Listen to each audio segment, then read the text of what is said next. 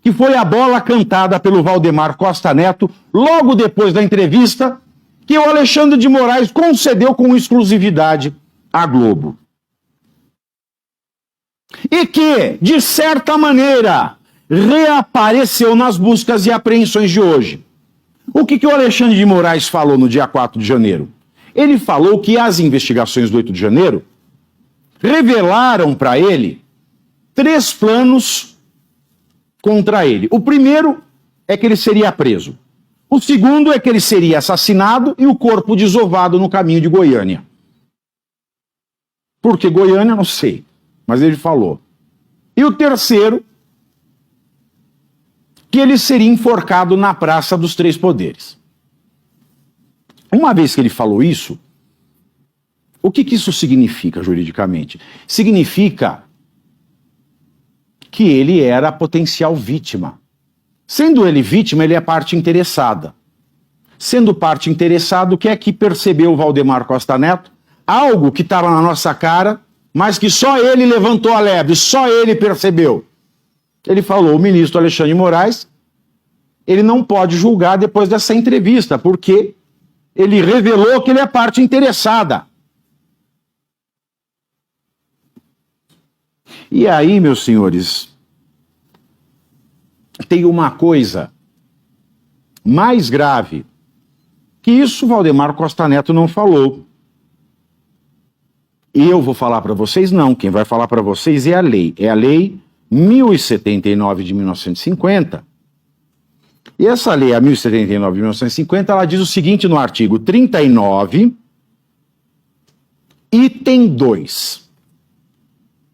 São crimes de responsabilidade dos ministros do Supremo Tribunal Federal. Artigo 39 da lei 1079 de 1950. São crimes de responsabilidade dos ministros do Supremo Tribunal Federal. Aí o artigo elenca 5 tipos de crime. O segundo é proferir julgamento quando, por lei, seja suspeito na causa. Quando o Alexandre de Moraes deu essa entrevista para a Globo, nós não sabíamos desses planos. Ele sabia. E existe, no Código de Processo Penal, a hipótese legal da suspeição do juiz quando ele é parte interessada.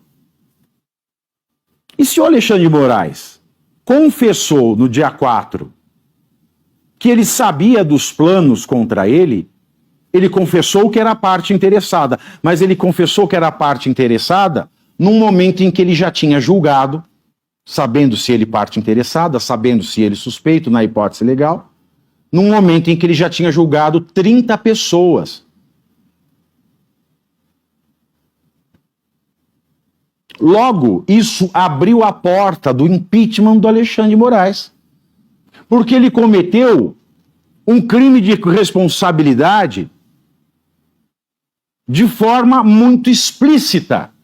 Se não fosse aquela entrevista, nós não saberíamos. Nós não saberíamos que ele era parte interessada. Fora isso, só o fato dele ter concedido uma entrevista sobre processos que ele julgou, tendo ele mais de 1.300 processos da mesma natureza para julgar, com o mesmo assunto,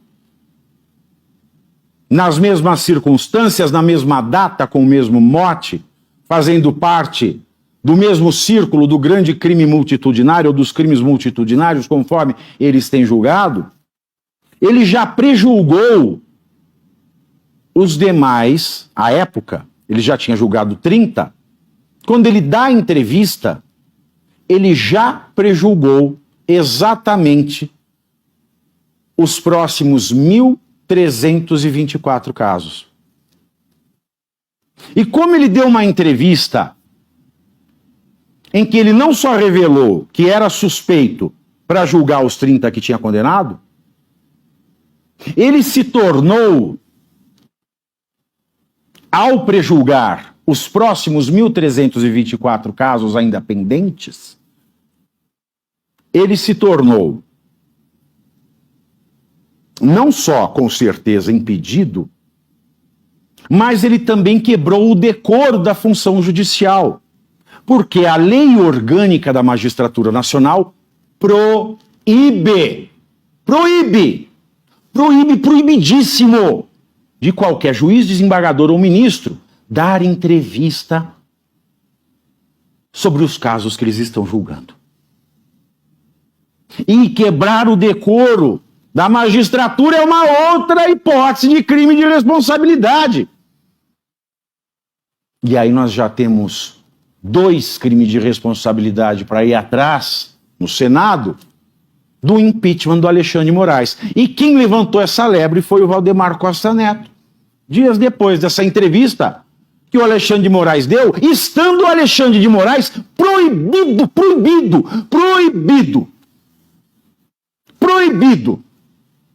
Da mesma maneira que uma das teses pelas quais se justifica a busca e apreensão na casa do Valdemar Costa Neto, qual é? A proibição de uso de dinheiro do fundo partidário para determinadas finalidades.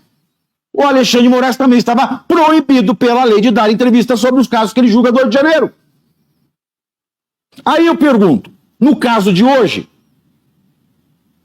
ele também estaria já proibido de ser o juiz que preside, que dá as decisões dos pedidos da Polícia Federal nessa investigação. Mas para por aí não, a coisa piora, porque diz uma das matérias do Estado de São Paulo que essas investigações descobriram que a tal da minuta do golpe continha um pedido para prender o Alexandre de Moraes.